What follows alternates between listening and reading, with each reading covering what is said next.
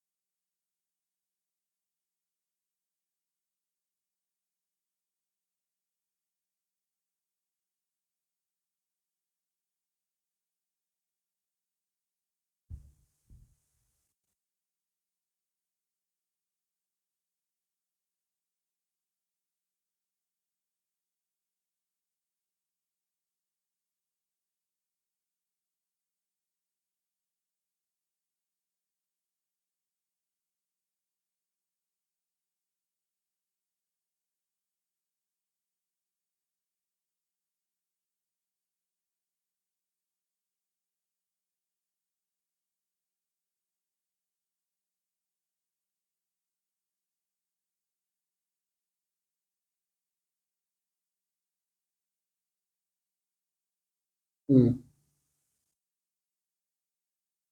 हुँ, हुँ, हुँ, हुँ,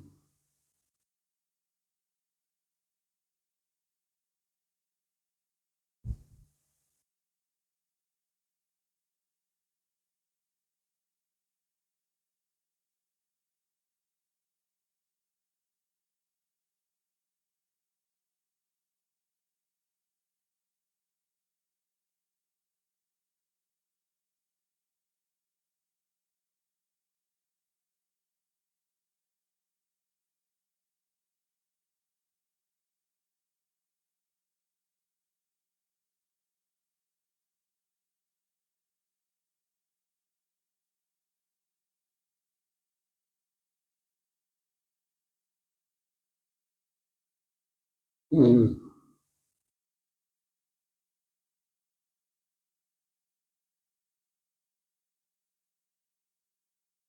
हुँ, हुँ, हुँ, हुँ, हुँ,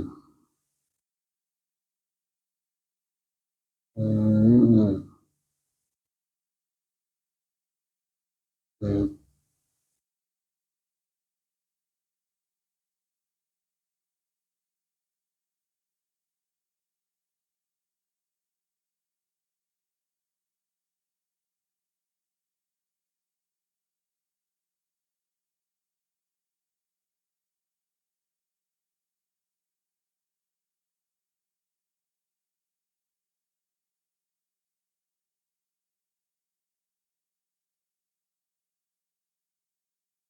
हुँ,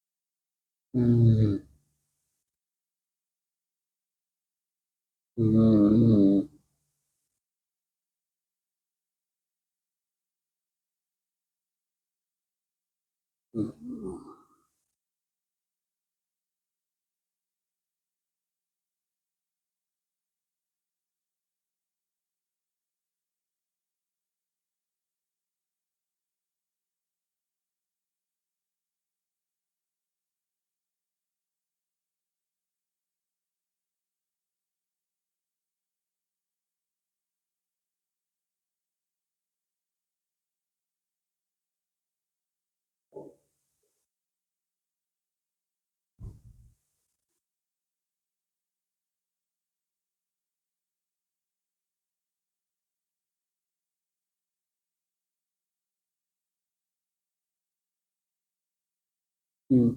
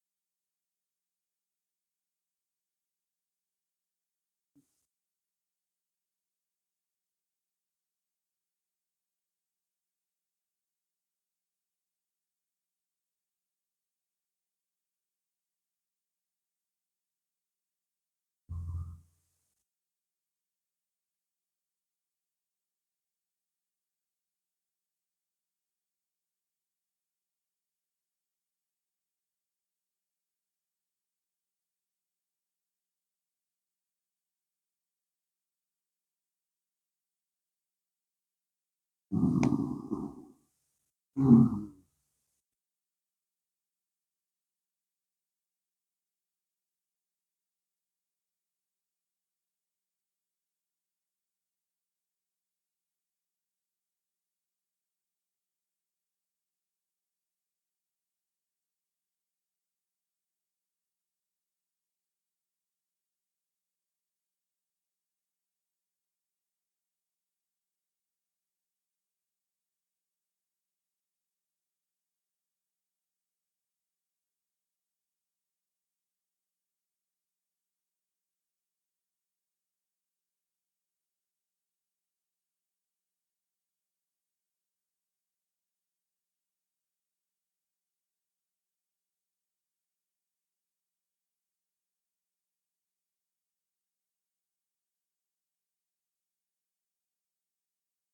हम्म,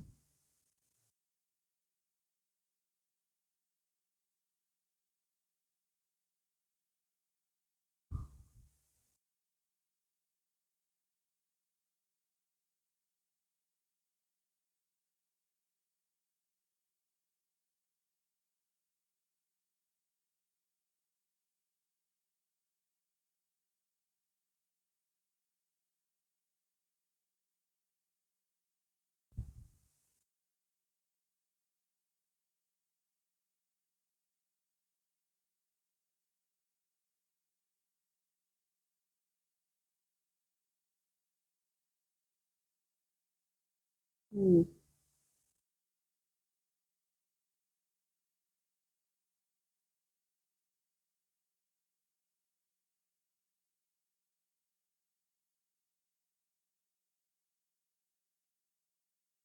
हम्म,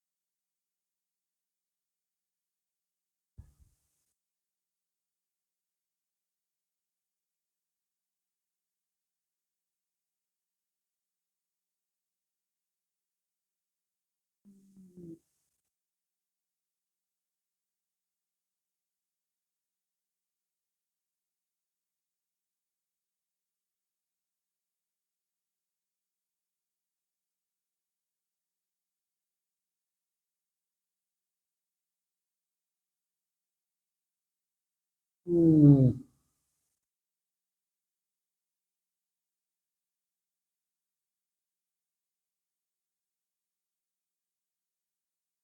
हम्म,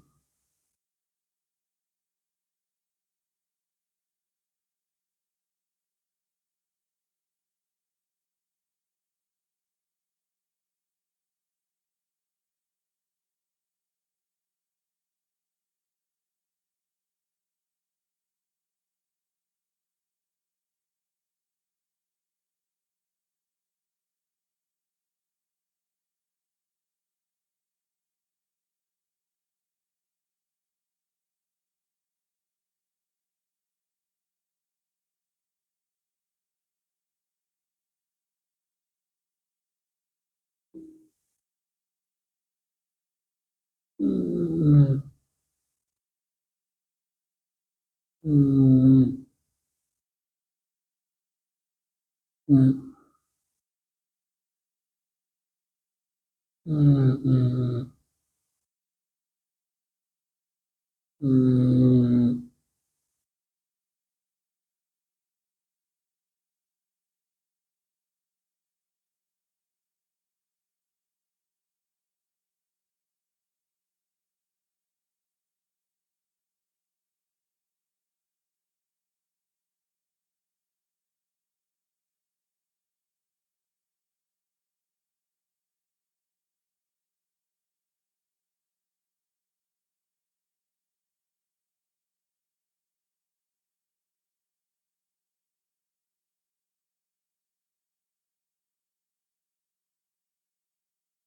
हम्म,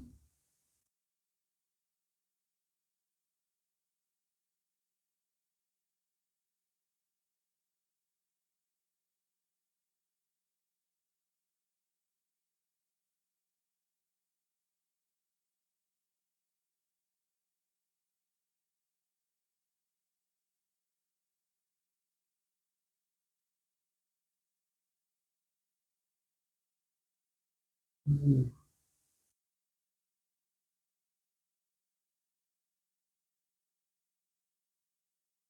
हम्म, हम्म,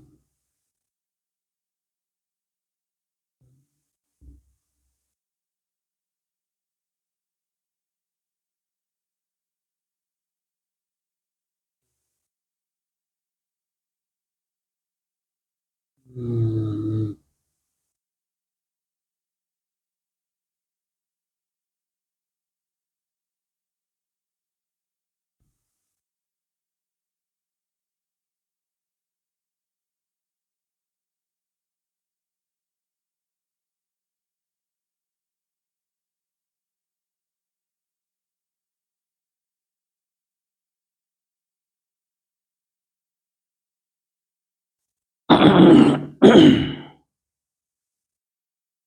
अपनी एक ऐस की स्थिति में आ जाने के बाद